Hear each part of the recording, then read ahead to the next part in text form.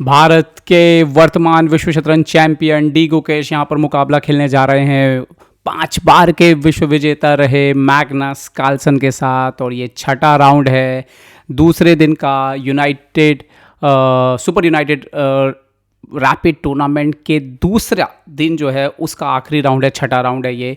और Magnus Carlsen के सामने है गुकेश जो कि लगातार 4 मुकाबले जीत करके एकल बढ़त पर आ गए हैं इस टूर्नामेंट में। और बड़ी बात यह कि इस टूर्नामेंट के पहले कार्लसन ने कहा था कि गुकेश उनके लिए एक कमज़ोर प्रतिद्वंदी हैं। तो क्या गुकेश साबित करेंगे कि नहीं, ऐसा नहीं है मैग्नस, और मैं आपको ये बात साबित कर सकता हूँ, और या फिर कार्लसन एक बार फिर से गुकेश पर भारी पड़ेंगे।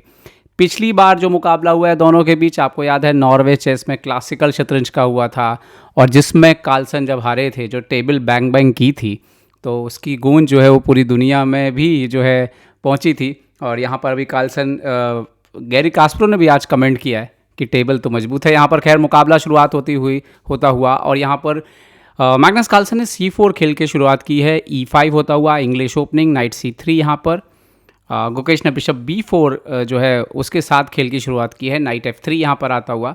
और गुकेश ने यहाँ पर ओपनिंग से ही जो है वो नाइट मार दिया, बिशप इंटू C3, D3। यहाँ पर गुकेश ने खेला D6, मैग्नस कार्लसन खेलते हुए E4। गुकेश ने निकाला है अपना नाइट D7 से यहाँ पर बाहर, ताकि C5 के स्क्वायर को नियंत्रित किया जा सके। महत्वपूर्ण है ताकि पॉन ब्रेक ना आ जाए। Bishop D3, night C5, bishop जाता हुआ C2 पर। गुकेश नाइट F6 बाहर निकलते हुए एक और मोहरा खेल में बाहर आता हुआ, और यहाँ पर क्वीन E2 पर। देखिए, असली जो खेल है हम सभी जानते हैं शतरंज में, वो है कॉन्फिडेंस का खेल। A5 करते हुए गुकेश, और कॉन्फिडेंस के मामले में जो मैं बात कर रहा था, नाइट पीछे गए हैं यहाँ पर मैग्नस कार्लसन की। आज गुकेश का कॉन्फिडेंस अपने सीट्स पर है, लगातार 4 मुकाबले जीते हैं, इस दौरान G6 मूव हो चुकी है। और वहीं कार्लसन जो है वो आज जीत नहीं दर्ज कर पाए हैं, लगातार ड्रॉ हुए हैं उनके मुकाबले। ओके, G3 पे सो नाइट F1 यहाँ पर मैग्नस कार्लसन किंग साइड ले जाते हुए अपने घोड़े को, और गुकेश ने निकाला है बिशप E6। देखना ये होगा कि दोनों खिलाड़ी जो है वो कैसल कब करते हैं और किस तरफ करना चुनते हैं। यहाँ पर बिशप G5 आते हुए घोड़े को पिन करते हुए, और एक तरह से गुकेश को बोलते हुए कि आपके डार्क स्क्वायर कमज़ोर हैं, लेकिन गुकेश वो कमी अपने प्यादों से भरते हुए H6 करके चुनौती दिया यहाँ पर ऊँट को।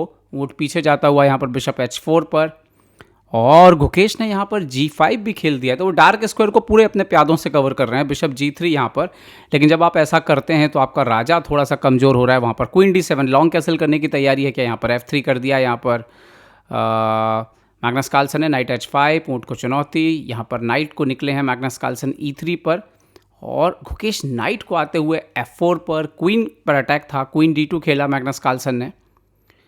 और ये जो पोजीशन है फिलहाल आप कह सकते हो कि लगभग बराबरी पर है, दोनों का कैसल हुआ नहीं है, राजा दोनों के सेंटर पर हैं। पर गुकेश ने अपने घोड़े को अच्छा खिलाया। यहाँ पर B5 खेला है गुकेश ने, इंटरेस्टिंग है ये।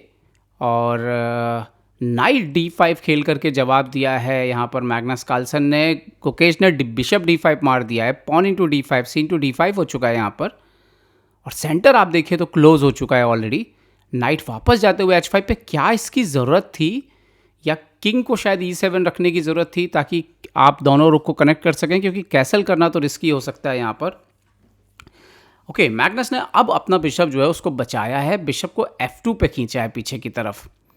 और गुकेश किंग F8 खेलते हुए, ये थोड़ा रिस्की हो सकता है राजा को इस तरीके से लेके जाना, क्योंकि कार्लसन अगर यहाँ से बोर्ड ओपन करने में कामयाब हो जाएंगे तो प्रॉब्लम हो सकती है। यहाँ पर देखते हैं कि कार्लसन जो है वो क्या जवाब देते हैं। कार्लसन ने खेला है G3, F4 आने की तैयारी है उनकी पूरी, जब भी मौका मिले उनको। तो गुकेश किंग G7 जाते हुए, और कोई ऑप्शन है नहीं।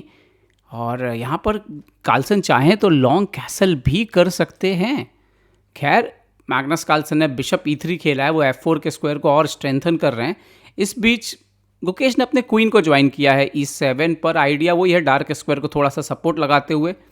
रुक G1, कार्लसन का इंटेंशन बिल्कुल क्लियर है, कभी ना कभी H4 जरूर आएगा इस पोजीशन पे। खैर, नाइट F6 चले गए हैं अभी गुकेश, तो तैयारी है उनकी, अगर H4 आया तो G4 आगे बढ़ सकते हैं, पोजीशन को ब्लॉक रखने की कोशिश करेंगे, क्योंकि ये पॉन थोड़ा कमज़ोर है, तो अभी आप आसानी से F4 नहीं आ सकते हैं। तो B4 किया है यहाँ पर मैग्नस कार्लसन ने। यहाँ पर इंजन कह रहा है कि H4 खेलना चाहिए। पर इतना आसान नहीं है। H4 पे G4 आ रहा है क्योंकि, तो यहाँ पर गुकेश ने खेला है B4 पर एक्सचेंज, मैग्नस कार्लसन ने भी मार दिया है यहाँ पर।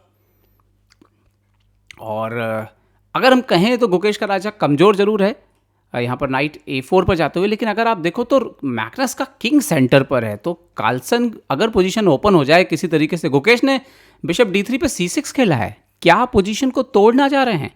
और ये पॉन सेक्रीफाइस के पीछे रीज़न क्या है, कार्लसन ने पॉन मारा और गुकेश ने इमीडिएटली D5 खेल दिया।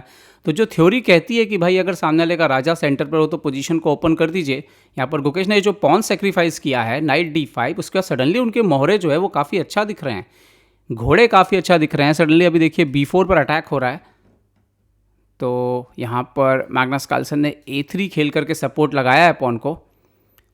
बट गुकेश का अगर रुक भी C फाइल पे ज्वाइन कर सकता है यहाँ पर, अभी फ़िलहाल D फाइल पे रुक आता हुआ, और थोड़ा सा यहाँ पर गेम शार्प होता हुआ, क्योंकि कार्लसन का राजा जो है वो सेंटर पर है।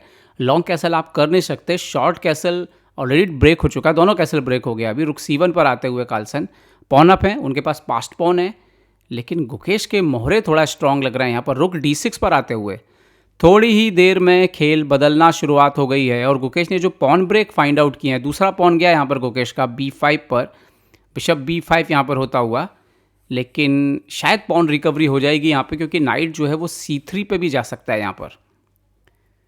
यस, नाइट C3 पे जाता हुआ डिस्कवर अटैक के साथ क्वीन पर अटैक, और यहाँ पर आप देख सकते हो B5 पे बिशप पर भी अटैक है। बिशप C5 खेला है यहाँ पर कार्लसन ने, और यही एक तरीका था, night into B5, bishop into D6, night into D6, और अब यहाँ पर गुकेश के पास एक हाथी के बदले में 2 घोड़े हैं। ओके, हालांकि कुछ प्यादे कम है उनके, लेकिन वो रिकवर हो जाएंगे। किंग हटते हुए यहाँ पर कार्लसन, क्योंकि ये घोड़ा और वापस आता हुआ A फाइल से वापस कोने से घोड़ा जो है वो सेंटर की तरफ आता हुआ B6, कार्लसन ने D3 किया है, क्वीन D3, और ए वाले पॉन को बचाते हुए। और यहाँ पर अब गुकेश ने अपने क्वीन को इन्वॉल्व कर दिया गेम में, क्वीन E6 से अंदर आने की तैयारी है। लाइट स्क्वायर्स कमज़ोर पड़ रहे हैं अब।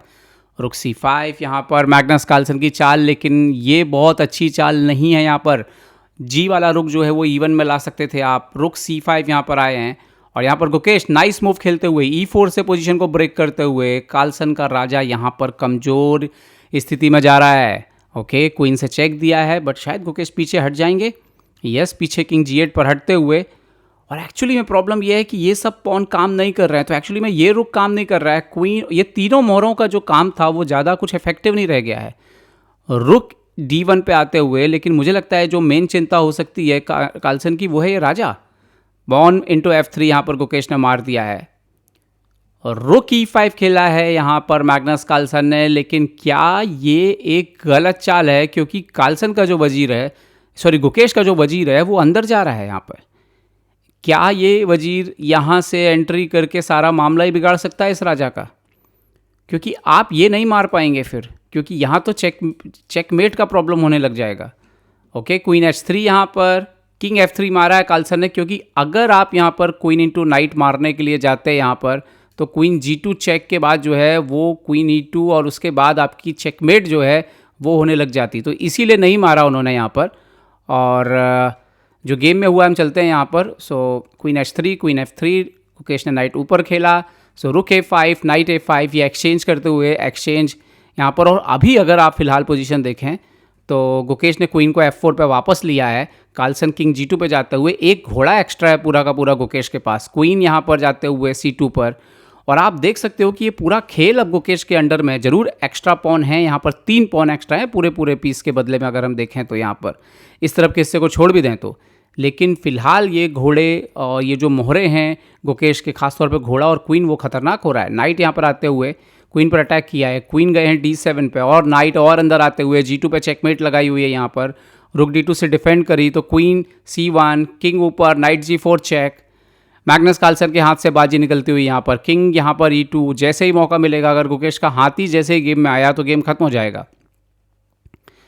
ओके, यहाँ पर नाइट E6, और इससे ये वाला जो पॉन था वो भी मर रहा है, तो जो अटैक था वो पूरा जाते हुए यहाँ पर पूरा अटैक। कार्लसन परेशान दिख रहे हैं, क्वीन E7, मूव चलने में कंफ्यूज दिख रहे हैं, और यहाँ पर शायद रुक D8 से एक्सचेंज करना चाहते हैं कुछ, लेकिन अगर नाइट से मार दिया यहाँ पे गुकेश ने तो वो स्क्वायर भी कंट्रोल पे आ जाएगा।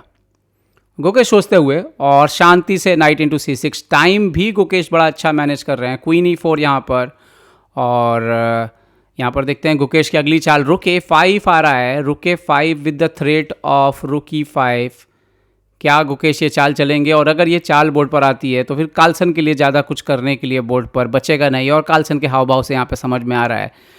तो गुकेश ने क्या यहाँ पर मैग्नस कार्लसन को इस बात का जवाब दे दिया है कि रुक A5, और यहाँ पर मैग्नस कार्लसन हार स्वीकार करते हुए कमाल की वापसी गुकेश ने की है। पहला राउंड हारे थे और उसके बाद लगातार 5वीं जीत दर्ज कर दी है उन्होंने इस टूर्नामेंट में। कार्लसन को पराजित कर दिया है और इसके साथ ही एकल बढ़त पर हैं 10 अंकों के साथ। दूसरे नंबर पर डूडा है 8 पॉइंट के साथ।